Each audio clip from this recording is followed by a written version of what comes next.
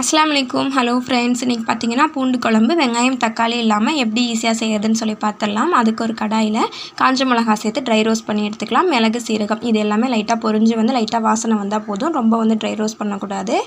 இப்போ பார்த்தீங்கன்னா கம்ப்ளீட்டாக ஆறுனதுக்கப்புறமா மிக்ஸி ஜாரில் சேர்த்து நல்லா ஃபைன் பவுடராக அரைச்சி எடுத்து வச்சுக்கலாம். இப்போ புளி தண்ணி கரைச்சி எடுத்து வச்சுருக்கேன். அரைச்சி வச்சுருந்த பவுடரை சேர்த்துட்டு மஞ்சத்தூள் சேர்த்துக்கலாம்.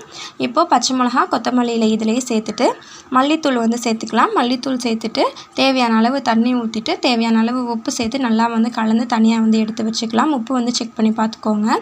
இப்போ ஸ்டவ் ஆன் பண்ணி கடாயை வச்சுட்டு நல்லெண்ணெய் சேர்த்துக்கலாம். சேர்த்ததுக்கப்புறமா நம்ம உரிச்சு வச்சுருந்த பூண்டு கருவேப்பிலை சேர்த்துட்டு கோல்டன் ப்ரௌன் ஆனதுக்கப்புறமா நம்ம கூட்டி வச்சுருந்த குழம்பு சேர்த்துட்டு மூடி போட்டு நல்லா கொதிக்க விட்டுறலாம். இந்த அளவு நல்லா கொதிச்சு வந்ததுக்கப்புறமா 2 முட்டை உடச்சி நம்ம சேர்த்துக்கலாம். முட்டை சேர்த்துட்டு லோ ஃப்ளேமில் வச்சுட்டு நல்லா மூடி போட்டு ஒரு 10 நிமிஷம் கழிச்சு எடுத்தீங்க அப்படின்னா சூப்பரான பூண்டு குழம்பு ரெடி ஆகிரும். இதே மாதிரி நம்ம நெக்ஸ்ட் vlogல பார்க்கலாம். வீடியோ பிடிச்சிருந்துச்சு அப்படின்னு